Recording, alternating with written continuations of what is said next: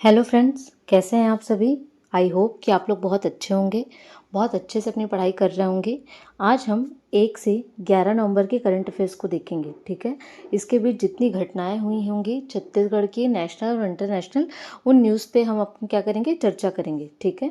तो स्टार्ट करते हैं। पहला क्वेश्चन है, भारतीय सड़क कांग्रेस के 83वें वार्षिक अधिवेशन में प्रदेश को सड़कों के विकास के लिए कितने बजट की स्वीकृति दी गई है, ठीक है।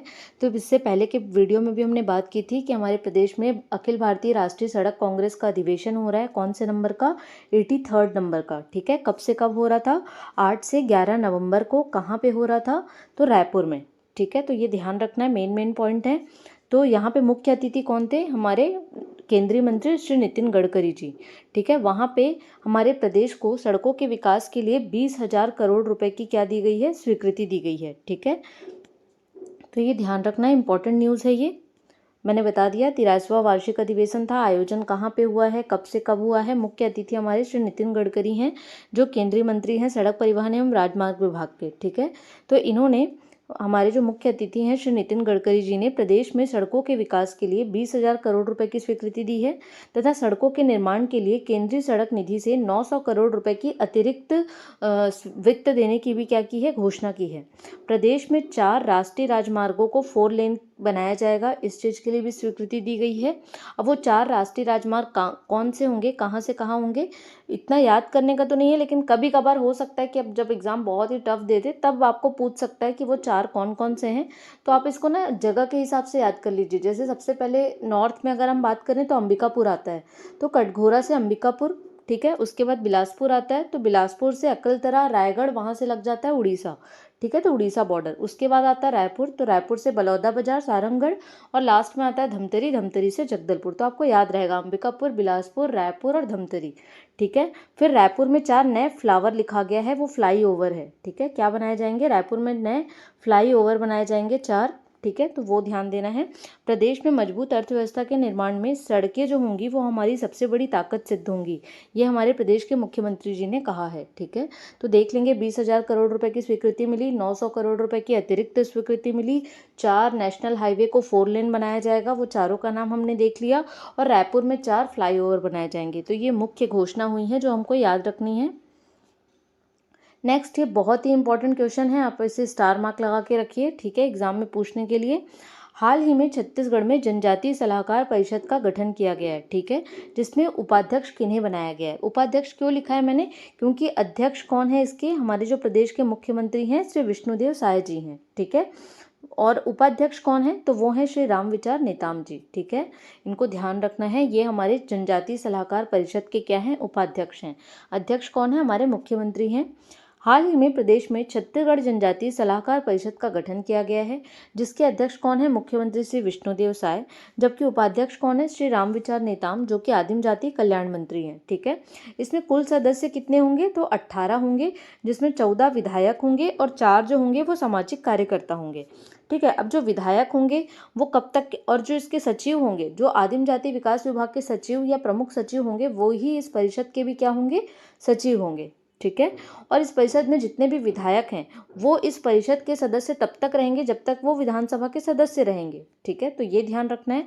दूसरा, जो सामाजिक कार्यकर्ता हैं जो 4 साल के लिए आ रहे हैं इसमें, वो जो रहेंगे वो अपने मनोनयन की तारीख से 1 वर्ष की अवधि तक रहेंगे, ठीक है, इस परिषद के सदस्य। तो समझ आ गया, जनजातीय सलाहकार परिषद का जो गठन हुआ है, इसके अध्यक्ष हैं हमारे मुख्यमंत्री, उपाध्यक्ष हैं श्री रामविचार नेताम जी। इसमें कुल कितने सदस्य हैं? तो 18 हैं, जिसमें 14 विधायक हैं और 4 जो हैं सामाजिक कार्यकर्ता हैं। सामाजिक कार्यकर्ता का कार्यकाल जो रहेगा वो 1 वर्ष रहेगा उनके मनोनयन की तारीख से, और जो विधायकों का कार्यकाल जो रहेगा, जो इनके सदस्य बन रहे हैं, उनका तब तक रहेगा जब तक वो विधानसभा के सदस्य हैं, ठीक है। अब वो कौन कौन है, एकदम टिप ऑफ टंग याद होना जरूरी नहीं है, लेकिन एक बार आप देख लेंगे तो आपको याद रहेगा। अगर एग्जाम में वर्स्ट कंडीशन में पूछ लिया तो आपको पता होना चाहिए, ठीक है। तो छत्तीसगढ़ जनजातीय सलाहकार परिषद में वन मंत्री श्री केदार कश्यप, विधायक सुश्री लता उसेंडी, श्रीमती रेणुका सिंहदेव, श्रीमती शकुंतला सिंह पोर्ते, श्रीमती उद्धेश्वरी पैकरा, श्रीमती रायमुनि भगत, श्रीमती गोमती साय, सर्वश्री राम कुमार टोप्पो, प्रणव कुमार मरपच्ची, विक्रम उसेंडी, आसाराम नेताम, नीलकंठ टेकाम, विनायक गोयल, चैतराम इटामी, ये क्या है, 14 सदस्य जो है हमारे विधायक सदस्य हैं वो हैं ये, ठीक है, ये ध्यान रखना है। उसके बाद श्री रामनाथ कश्यप, रघुनाथ सिंह उइके और वेद प्रकाश भगत और कृष्ण कुमार वैष्णव, ये जो हैं ये 4 सामाजिक कार्यकर्ता के रूप में इस परिषद के सदस्य हैं। तो इनका नाम तो आप याद रखिएगा क्योंकि ये कम भी हैं और ये पूछा जा सकता है, ठीक है। तो वो बहुत इंपॉर्टेंट क्वेश्चन था, उसे ध्यान रखिएगा, ठीक है। नेक्स्ट क्वेश्चन है, प्रदेश का एकमात्र चाय उत्पादक जिला कौन सा है। हमारे प्रदेश में ऐसा कौन सा जिला है जो चाय का उत्पादन करता है, और सिर्फ वही जिला है जो चाय का उत्पादन करता है, वो है जशपुर। वैसे भी हम पढ़ते हैं कि जशपुर जो है वो उद्यानिकी के क्षेत्र में बहुत ही विख्यात है, ठीक है। वहाँ पे उद्यानिकी फसल बेसिकली की जाती हैं, जैसे चाय, कॉफ़ी, टमाटर, लीची, टाऊ, ये सब किया जाता है। हाल ही में वो जो अभी चर्चा में बना हुआ है वो स्ट्रॉबेरी की खेती के लिए, अभी जशपुर में स्ट्रॉबेरी की खेती की जा रही है और उसके उत्पादन से वहाँ के किसानों को क्या मिल रहा है, एक इकोनॉमिक सपोर्ट मिल रहा है, वो समृद्ध हो रहे हैं, ठीक है। तो प्रदेश में उद्यानिकी के लिए विख्यात जशपुर जिला प्रदेश का एकमात्र चाय उत्पादक जिला है, जिसे एग्रो टूरिज्म जिले के रूप में विकसित करने का लक्ष्य रखा गया है। जशपुर जिले को एज अ एग्रो टूरिज्म जिले के रूप में विकसित करने का लक्ष्य है हमारी सरकार का। हाल ही में ये स्ट्रॉबेरी की खेती के लिए भी चर्चा में बना हुआ है। यहाँ पर टाऊ, कटहल, आलू, टमाटर, लीची आदि इनकी खेती की जाती है, ठीक है, तो ध्यान रखना है। नेक्स्ट क्वेश्चन है, प्रदेश में जनजातीय गौरव दिवस समारोह का शुभारंभ किस जिले से किया जाएगा। जैसा कि हमने अपने पहले के वीडियो में भी पढ़ा था कि हमारे यहाँ 14 से 15 नवंबर को रायपुर में राज्य स्तरीय जो जनजातीय गौरव दिवस जो होगा वो मनाया जाएगा, ठीक है। लेकिन इसका जो प्रारंभ होगा वो होगा जशपुर जिले से, ठीक है। यहाँ पे पद यात्रा के द्वारा इस समारोह का क्या किया जाएगा, शुभारंभ किया जाएगा, जिसमें केंद्रीय मंत्री श्री मनसुख मंडाविया और मुख्यमंत्री श्री विष्णुदेव साय भी शामिल होंगे, ठीक है। लेकिन अगर पूछेगा राज्य स्तरीय आयोजन कहाँ होगा, तो वो होगा हमारे रायपुर में साइंस कॉलेज परिसर में 14 से 15 नवंबर को, ठीक है। और मैंने पहले की भी अपने वीडियो में बताया हुआ था कि केंद्रीय सरकार द्वारा 2021 से हर वर्ष 15 नवंबर को हमारे जो आदिवासी महानायक हैं बिरसा मुंडा जी की स्मृति में जनजातीय गौरव दिवस मनाने का घोषणा किया गया था, ठीक है, तो ध्यान रखना है इसे। नेक्स्ट है, ये भी बहुत ज़्यादा इंपॉर्टेंट क्वेश्चन है, इसको भी डबल स्टार मार्क लगा के रखिएगा कि हाल ही में बदले गए नियम के बाद प्रदेश में महापौर का चुनाव कैसे होगा। तो कैसे होगा, प्रत्यक्ष चुनाव के तहत होगा। इससे पहले क्या हो रहा था, जो अभी हमारी कांग्रेस की गवर्नमेंट थी उसमें जो महापौर का या नगर पंचायत अध्यक्ष का या नगर पालिका अध्यक्ष का जो चुनाव हो रहा था वो हो रहा था पार्षदों के द्वारा, पार्षद चुनते थे उनको, ठीक है। लेकिन अब क्या किया गया है, चुनाव के नियमों में बदलाव किया गया है हमारी नई सरकार के द्वारा, और अब ऐसा हो गया है कि नगर पंचायत अध्यक्ष और महापौर का जो चुनाव होगा वो प्रत्यक्ष रूप से होगा, ठीक है, तो इसे ध्यान रखना है, इंपॉर्टेंट है ये। छत्तीसगढ़ में प्रदेश सरकार ने नगर पालिका अधिनियम में बदलाव किया है, जिसके अनुसार अब राज्य में महापौर चुनाव प्रत्यक्ष रूप से होंगे, ठीक है। 2018 में कांग्रेस सरकार के कार्यकाल में महापौर चुनाव के नियमों में बदलाव करके महापौर का चुनाव अप्रत्यक्ष रूप से पार्षदों द्वारा किया गया था, जिसे अब वापस क्या कर दिया गया, प्रत्यक्ष। मतलब कांग्रेस सरकार के पहले जब बीजेपी गवर्नमेंट थी तब भी प्रत्यक्ष रूप से होता था, फिर कांग्रेस गवर्नमेंट आई तो उन्होंने अप्रत्यक्ष रूप से कर दिया पार्षदों के द्वारा, अब वापस बीजेपी गवर्नमेंट आई है तो उन्होंने फिर से प्रत्यक्ष रूप से कर दिया। अब आगे देखा जाएगा, ठीक है, 5 साल के बाद। नेक्स्ट, ये भी इंपॉर्टेंट क्वेश्चन है, ठीक है। आप लोग मत सोचिएगा कि हर क्वेश्चन को मैं इंपॉर्टेंट बोलती हूँ, क्योंकि बहुत सिलेक्टेड रहते हैं लेकिन अच्छे क्वेश्चंस रहते हैं। राष्ट्रीय तीरंदाजी प्रतियोगिता में प्रदेश से किन खिलाड़ियों का चयन किया गया, तो किनका किया गया, मनोज और आकाश का, मनोज राम और आकाश राम, इनका चयन राष्ट्रीय तीरंदाजी प्रतियोगिता में हुआ है। ये दोनों कौन से जिले से संबंधित हैं, जशपुर जिले से। और इम्पॉर्टेंट, जैसे मैंने पिछले भी अपने वीडियो में बताया था कि आकांक्षा रानी, ठीक है, वो भी इंपॉर्टेंट है क्योंकि इनका चयन अंडर 19 BCCI ट्रॉफी के लिए हुआ है और ये भी जशपुर जिले की हैं और ये भी पहाड़ी कोरबा जनजाति से संबंधित है। वैसे ही जो आकाश राम और मनोज राम है वो भी पहाड़ी कोरबा जनजाति से संबंधित है। मतलब आप देख रहे हैं कि ये लोग कितना अच्छा काम कर रहे हैं। मतलब यही बोला जाता है कि जब आप लोगों को मौका दिया जाता है, संसाधन दिए जाते हैं, तो प्रतिभा सामने सबकी निखर के आती है ना। तो जो पहाड़ी कोरबा जनजाति के हैं मनोज राम और आकाश राम, उनका चयन राष्ट्रीय तीरंदाजी प्रतियोगिता के लिए हुआ है। जो आकाश राम जो हैं उनका चयन हुआ है अंडर 14 वर्ग में और मनोज राम का चयन हुआ है अंडर 17 वर्ग में, ठीक है, ध्यान देना है इसको। इसलिए मैंने इसको भी ऐड कर दिया है ताकि आपको तीनों चीज़ एक साथ याद रहे। नेक्स्ट हम नेशनल करंट अफेयर्स देखेंगे। नेशनल, ये इंटरनेशनल करंट अफेयर्स है और बहुत ही इंपॉर्टेंट करंट अफेयर में आता है ये, ठीक है, तो इसको ध्यान रखिएगा। अभी हाल ही में अमेरिका में क्या हुआ था, प्रेसिडेंशियल इलेक्शन हुआ था, ठीक है, राष्ट्रपति का चुनाव। तो उसमें कौन जीते हैं डोनाल्ड ट्रंप। और कौन से नंबर के राष्ट्रपति बन गए हैं, अमेरिका के 47वें नंबर के, ठीक है। तो वो क्रम भी याद रखना है कि क्रम कौन सा है, 47वें है। कौन जीते हैं, डोनाल्ड ट्रंप जीते हैं। इनकी पार्टी का नाम क्या है, तो डोनाल्ड, ड से डोनाल्ड याद रखिए, ड से डेमोक्रेटिक याद रखिए, ठीक है।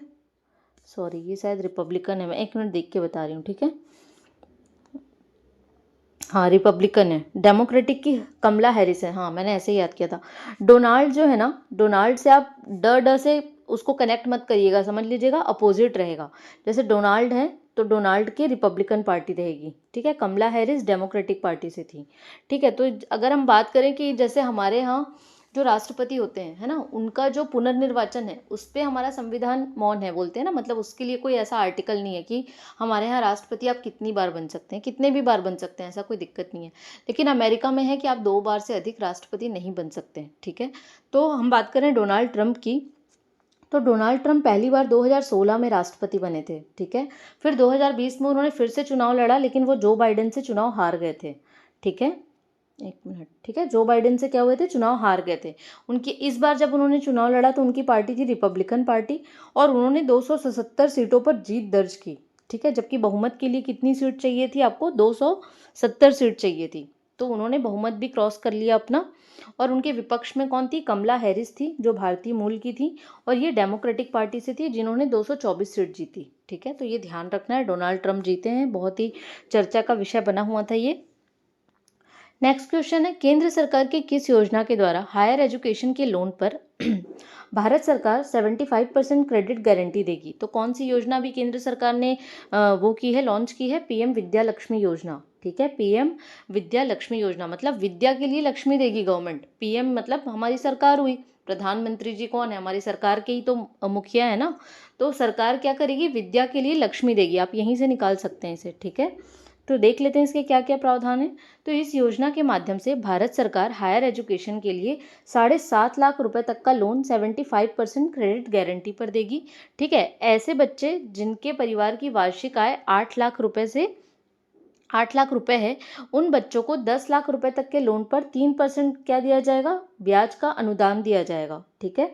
तो इस योजना के माध्यम से देश के प्रमुख 860 हायर एजुकेशन सेंटर के 22 लाख से अधिक छात्र क्या होंगे, लाभान्वित होंगे। तो बहुत ही इंपॉर्टेंट योजना है, इसको ध्यान रखेंगे। केंद्र की योजना हो चाहे राज्य की योजना हो, उस पर अपनी नज़र बना के रखेंगे, उससे क्वेश्चंस बहुत आते हैं, ठीक है। नेक्स्ट क्वेश्चन है, शारदा सिन्हा कौन थी जिनका हाल ही में निधन हुआ है, ठीक है। तो ये कौन थी, लोक गायिका थी जो कहाँ की रहने वाली थी, बिहार की, ठीक है। इनका छठ जो बिहार का मुख्य महापर्व होता है छठ, उसी दिन इनका निधन हुआ था। और ये फेमस भी लोक गीतों की वजह से होती थी, और सबसे ज़्यादा जो उनको पूरे भारत में लोग जानते थे उनके छठ के गीतों की वजह से ही जानते थे, ठीक है। तो ये वो थी, एक बार इनके बारे में भी देख लेंगे। शारदा सिन्हा बिहार की लोकप्रिय गायिका थी। इन्होंने मैथिली, भोजपुरी के अलावा हिंदी में भी गीत गाए हुए हैं, ठीक है। इनको 1991 में पद्मश्री, 2018 में पद्म भूषण और 2000 में संगीत नाटक अकादमी अवार्ड से भी सम्मानित किया गया है, ठीक है। तो अभी हाल ही में ये चर्चा में ही बनी हुई थी क्योंकि शायद दुर्ग के किसी तालाब का नाम या कुछ ऐसा ही था कि तालाब का नाम इनके नाम पे रखा जा रहा था, जिसके लिए वहाँ लोगों का विरोध किया गया था, जो कि जायज़ है। तो फिर वो वापस हो गया, कैंसिल हो गया, तो इसलिए भी ये चर्चा में था। तो हो सकता है इनको पूछ सकता है एग्जाम में, ठीक है। क्योंकि जो चीज़ कंट्रोवर्सी में होता है या जो चर्चा में बना हुआ होता है उसका एग्जाम में पूछे जाने की बहुत ज़्यादा चांसेस रहते हैं, ठीक है। तो आज के लिए हम इतना ही करंट अफेयर करेंगे। मैंने जितने भी आज क्वेश्चन कराए हैं पूरे 0 से लेकर लास्ट तक करवाएं, तो उसे बिल्कुल अच्छे से देखिएगा। और थैंक यू सो मच कि आप लोग वीडियोज़ को इतना सपोर्ट कर रहे हैं, बहुत अच्छे अच्छे कमेंट्स देते हैं, तो वो मुझे बहुत अच्छा लगता है। जब आप लोग लिखते हैं कि आपको मेरा एफर्ट पसंद आ रहा है तो मुझे बहुत खुशी होती है। तो अपना प्यार और अपना सपोर्ट ऐसे ही बनाए रखिएगा। Thank you so much.